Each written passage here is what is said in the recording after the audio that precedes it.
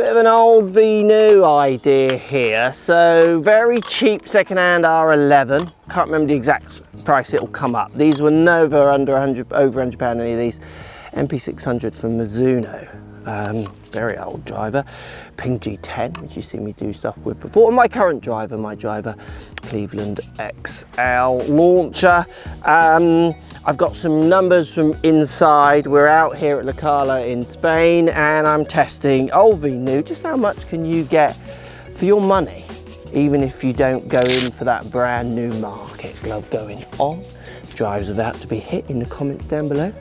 How many yards have we gained over the years? So we're going to hit a few drives with these over a period of a few holes over the couple of days that I'm here, and we're going to see what comes out best. Like I said, I've captured some data with these, dry ball data as well, which I'll show you at some point in the video here. So this R11, obviously, it was one of the first drivers Taylormade to start introducing changeable bits, weight ports, plate on the bottom, neck. Obviously that all still works in the second-hand market. We get the white top, does have some chips on it, but you can find them pretty well looked after. Grip is a little bit ropey, but that's not a very expensive change. For all intents and purposes, this is a very good driver for the money, I would guess. Right, La Cala's asking me to hit some decent drives here, so let's see if I can put some balls in play to give you some comparisons. Looks great down by the ball, nice little shape, but plenty of head down by the ball, giving you some confidence.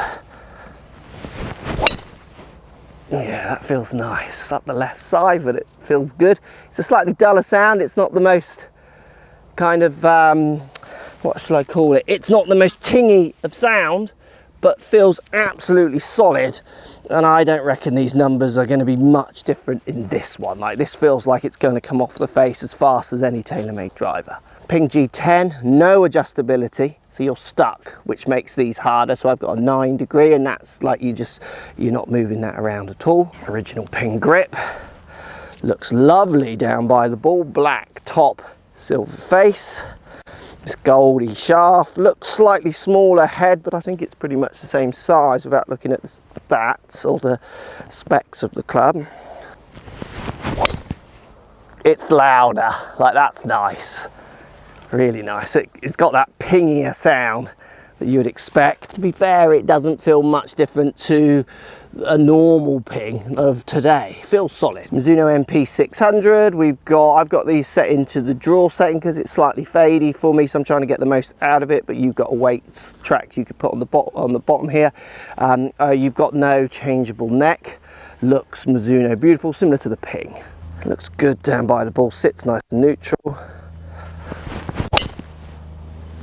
Again, medium sound, lovely flat flight with this one. This one feels like a low spinning bullet ball club, this one.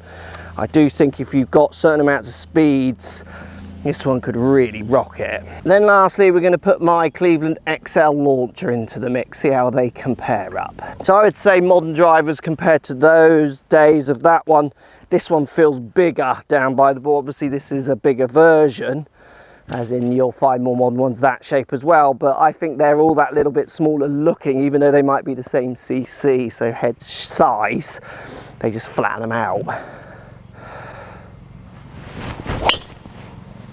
And obviously I game this club, so it's a little bit unfair. I know how to play it, how it feels. This one's louder, and again I do feel like I'm going to get the most out of this because it's got a slightly longer shaft and I'm just really comfortable with it. But let's find out. I wouldn't say that's through the tech. So here's the Ping, and the other three are down in the gather here. So basically the Ping was a little bit more of a cutty strike, so it's like 20 yards beyond these two. But watch this. I'm just going to nudge this ball forwards.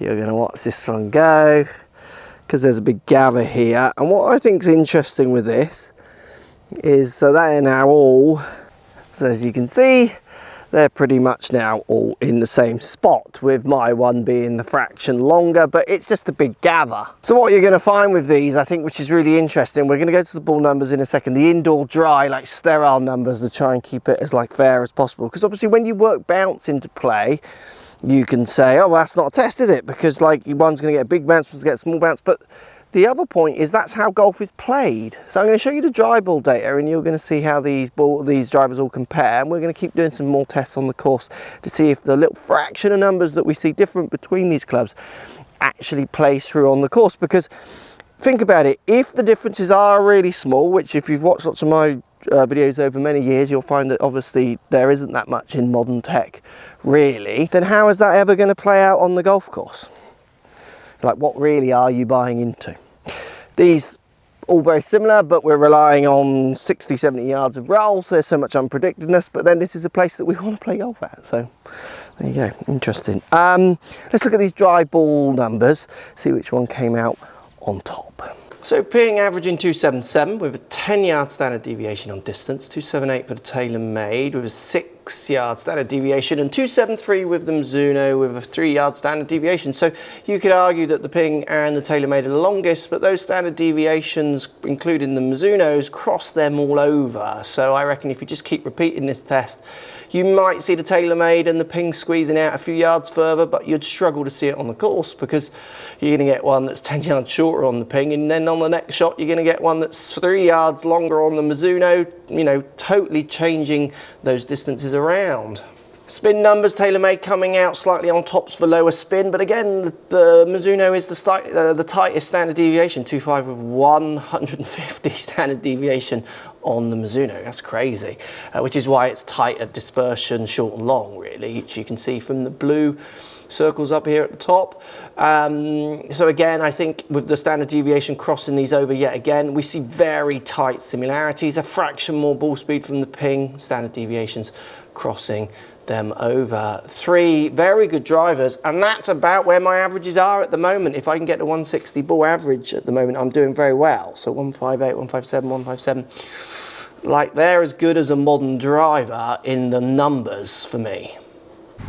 So the numbers from the studio, Matt, are all very similar. We've got Matt with us now. Hello. In the afternoon. I started in the morning, which is why I got my shorts on now. As you would imagine, the Mizuno coming out a fraction smaller, but obviously shorter. Shorter in distance. But trying to find that on a course would be interesting to see. I couldn't from the earlier test.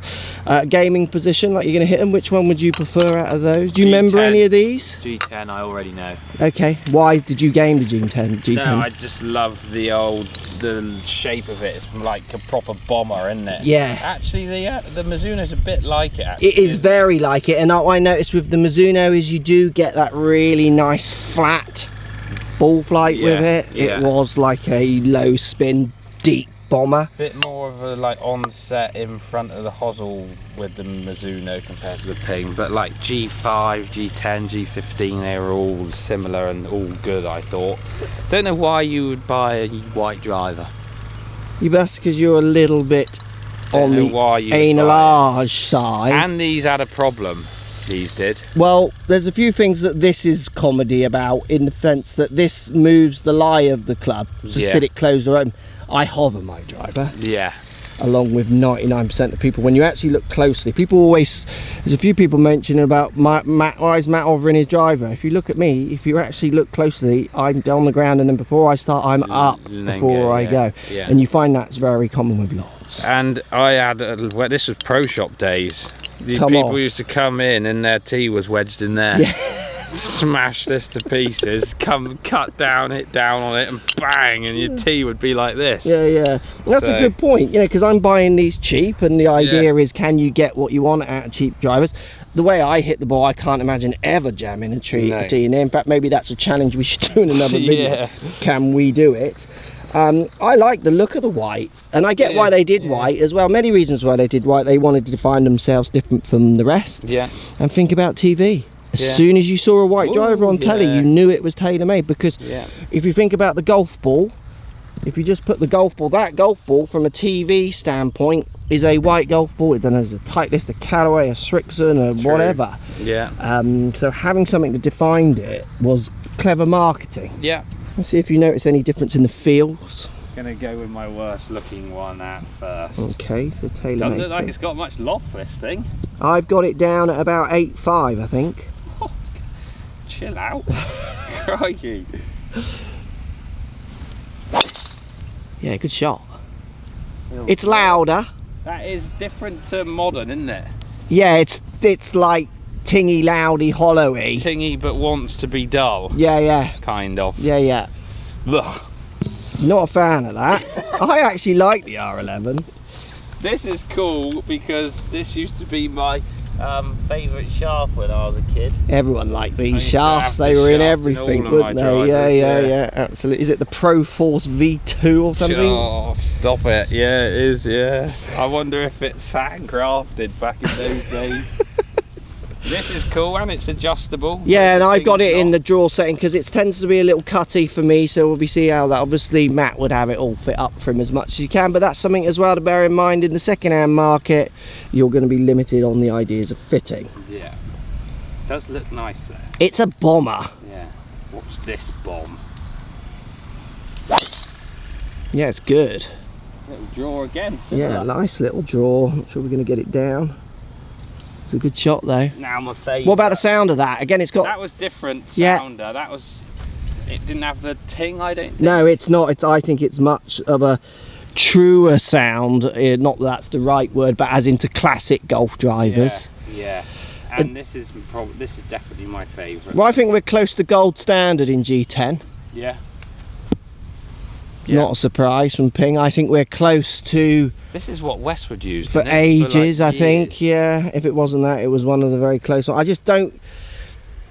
I'm not sure we're pushing stuff on much more. I think this is close. And to be fair, R11 on the indoor numbers was pushing things on. It's just it's got stuff on it that doesn't make sense. Yeah. Like this opens and closes it. No, it gives you a tagline. Just stop being so silly. Yeah. And then it's got something that breaks when certain people's deliveries, because they didn't test that. I guess both of those, you've got the adjustability on the bottom, not on the neck. You have on the Taylormade, I think. Taylormade, again, I said it earlier, one of the first companies to bring lots of adjustability to the table. Little thing with adjustability, I think, is simple. If adjustability wasn't something that helps sell clubs, because you could argue on this instance in the second-hand market, the R11's got the most potential to fit to a wider range of golfers, even though it's bought second-hand. Yeah. So you could say that's a selling point. Yeah. If it wasn't a selling point, okay, let's just pretend adjustability doesn't exist or no one buys into it, I don't know if Ping would ever have gone adjustable. They stood for a long time behind the ideas of if we make it adjustable, we have to add screws. If we add screws, we have to put weight in places that we were trying to not put weight. Exactly. Stuff, why do we want to be adding weight where the adjustability dictates us to put it? So I don't know how much of Ping's adjustability today is about definitely them. Second-hand market, the adjustability-ness on that Taylormade's winner, isn't it? It kind of is, yeah. If you're a 9.5 driver of a golf ball, or 9 degree, like, you just buy this, I think. Yeah, so you have to have some knowledge going in, don't you? Oh, ping me. This will be a bit tingier, I guess, won't it? Yeah, it pings. Great shot. Oh, that is a lot tingier. That's the loudest, I'd say. Yeah, I agree. I think I've felt that when I've tested. Let's see that one down a little bit more, just a bit straighter. Looks good, feels good. You're the Ping, but you had decided before you had gone in. Also, if you think about it, again, at the start of the video, I put the prices on. I can't remember what I paid for all of these clubs, but I'm guessing that, I mean, that's under 100. It might have even been under 60. Like, if you just want to play golf, I know. And I know. I'm just at a fairway. Yeah. 320 down there. Like for less than 100 quid. Well, we'll get down there and see which one is actually doing the best. So that one is Taylormade, Mizuno, and Ping up the middle. Yeah, so the Ping one that was. Ping was the better shot, and it probably got a little bit more roll out. But again, very hard to see the indoor. If I strike these two the same as that, they're up with it. Yeah, I agree. Like, that's me doing that, not the club. Yeah. I mean, the numbers, I can't remember exactly what it was indoors, but it was like the Mizuno was 3 to 6 yards shorter. What is sold as longer and shorter. On the upslope, and now it's 20 yards shorter. Damn. Yeah. 3 good drives for you though. That is 3 fairways. Well, yeah, he's nearly missing. Because we're filming in a match as well, and I'm up there. That's why you see a yellow ball up there. And in the match, he's not in the fairway. Look. I'm surprised that these weren't like here, you know, just off. Unlucky, like, yeah. Perhaps I should do second-hand golf. Yeah. It's like a yard shorter and on the fairway. Yeah. So you're choosing G10. G10 for me. I think you're right. I think R11 has the adjustability if you're not sure what you're doing. This grip is so bad. That's a cheap chain. £10. I like the look of the white. I think the sound is unique compared to where we are now. Yeah, different, isn't it? It's a funny sound compared to where we are now. It feels like out of the three, it's the most thoughtless sound. That was a good drive. Wasn't it? You see how far up that went? Yeah, it's only 290. Yeah, but still on the green, you see. But do you know what I mean by thoughtless sound? No. Like it just makes whatever it makes. They've not tried to control it, because I don't think they want it to sound like that. No. Like whoever's, like, you know, manufacturers, I'm sure, like most engineering type of people, will study old and yeah, and they'll look at old things and what they did and how they can improve, and can we bring back, what was that a good idea? And I don't reckon anyone in any place is picking that up and going, oh, we should make one that sounds like that again. Yeah. True, yeah, that's true. I think the Mizuno's really interesting, because I would say that it's one of their best drivers, this one, even compared to anything that they bring out now. It's probably one of those ones that's really good, but again, like always, no one buys. Well, I think they would sell this more to their tour player stable that game their irons if they release something like this now. Yeah. It's almost like they've got too much jazz on it now. Mm-hmm. And for your average market, it gets a little bit too much. And even a tour player, sometimes they like something often quite simple, basic. Yeah. And this does look, even though the numbers are often, or on just my tests that they come out slightly shorter, the on-course numbers are fine, and it does give you that feeling that good players want. You know, it feels like an MP. Yeah. Like the irons, like it's a bombing, like low spinning, forward driving ball. And it's a nice sound. So it's a little out of the bottom of the club, so a little spinnier, but just up the right and all good. Decent. And then the G10. I just need to get my T. You haven't lost it, have you? T forward means good shot, Matt, nowadays. You know that? Hey, what, with new technology? Yeah, new and old, it's swapped. Ah, because the that's good to know, because mine still go backwards. You know, it's because the moon's shifted compared to the axis and where the sun turns compared to the rings of stuff, you know? Oh, yeah, totally. G10. Well, the thing with Ping is, you know, you're just going to get good, and I think you can just go back through any part of their back catalogue. You know, I see gimmicks in the Taylormade, which we still see now.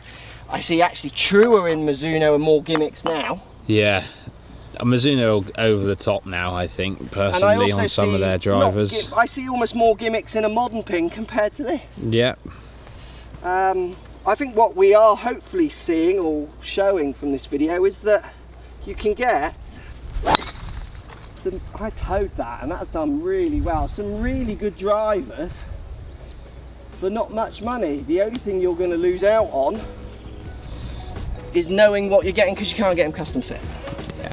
As tech moved on, well, you have to define what that means. If it's about the final result on distance, they're just all good, and there's plenty of others. It doesn't have to be like, I'm not saying buy this one, that one, that one. It's more that like these areas, the drivers compared to what we're gaming now, just a lot of good out there, isn't there? Absolutely.